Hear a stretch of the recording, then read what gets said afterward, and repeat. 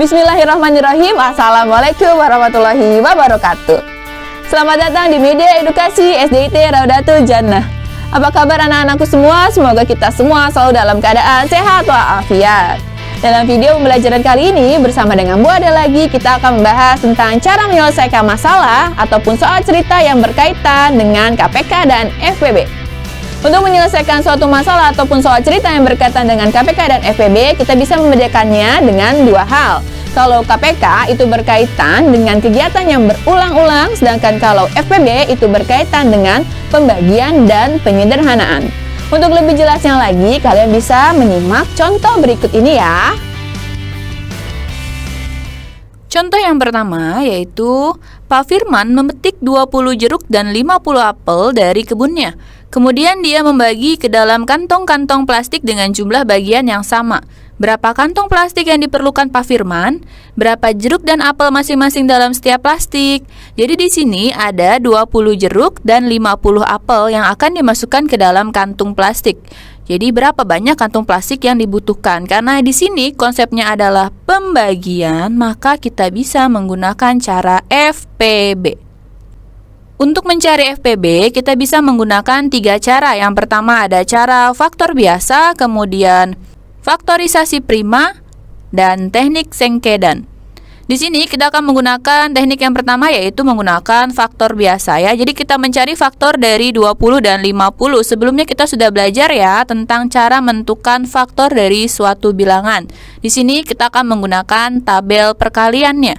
Tabel perkalian dari 20 kita dapatkan 1 kali 20, 2 kali 10, 4 kali 5. Untuk 50 kita dapatkan 1 kali 50, 2 kali 25, dan 5 kali 10. Maka faktor dari 20 adalah 1, 2, 4, 5, 10, dan 20. Sedangkan faktor dari 50 adalah 1, 2, 5, 10, 25, dan 50. Masih ingat konsep FPB? Kita cari faktor yang sama dan paling besar. Dari 20 dan 50 ini, faktor yang paling besar yang mana yang sama? Kita dapat yaitu 10. Sehingga FPB dari 20 dan 50 adalah 10.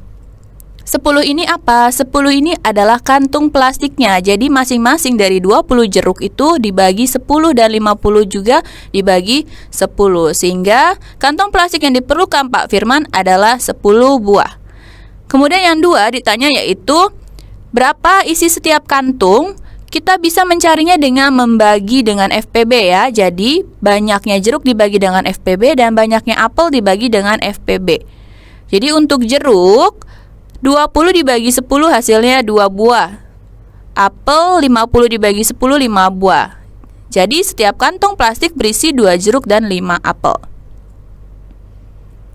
Contoh selanjutnya yaitu Dona mendapatkan uang saku dari orang tuanya tiap 3 hari sekali. Tiap 7 hari sekali ia juga mendapatkan uang saku dari kakaknya. Jika hari ini Dona mendapatkan uang saku dari orang tua dan kakaknya, berapa hari lagi Dona mendapatkan uang saku secara bersamaan?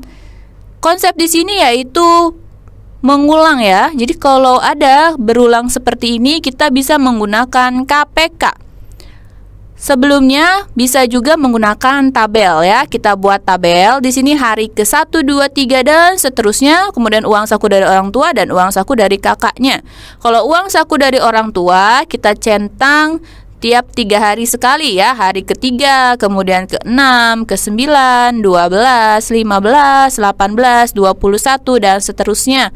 Kalau uang saku dari kakak setiap 7 hari sekali, berarti kita centang dari hari ke-7, kemudian 14, 21 dan seterusnya. Bisa dilihat yang sama-sama itu adalah hari ke-21. Cara yang lainnya kita bisa menggunakan kelipatan biasa. Ya, jadi kita tulis dulu kelipatan dari 3 yaitu 3, 6, 9, 12, 15, 18, 21 dan seterusnya.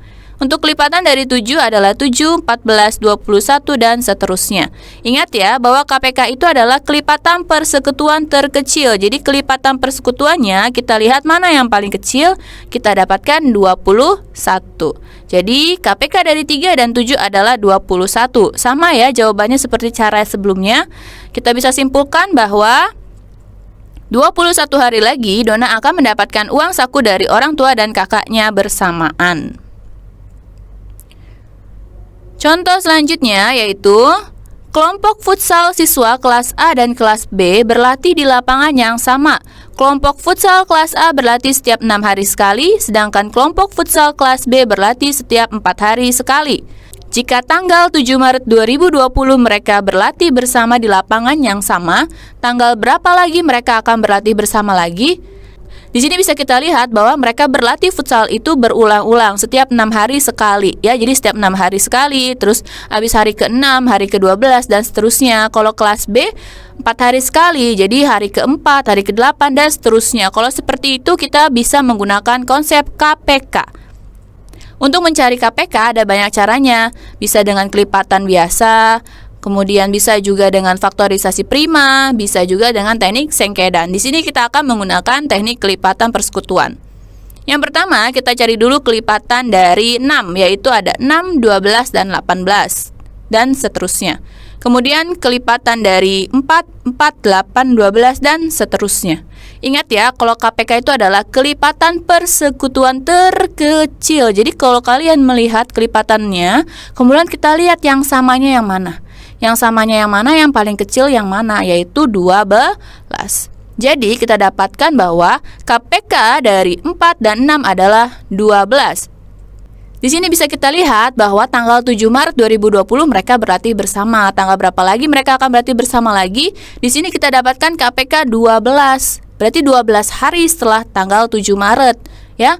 12 hari setelah tanggal 7 Maret bisa kita jumlah 12 ditambah 7 yaitu 19 Maret 2020. Jadi mereka akan berlatih bersama lagi tanggal 19 Maret 2020. Demikian video pembelajaran kali ini, semoga bermanfaat untuk semuanya. Kurang lebihnya mohon maaf. Selalu semangat dan ceria. Wassalamualaikum warahmatullahi wabarakatuh.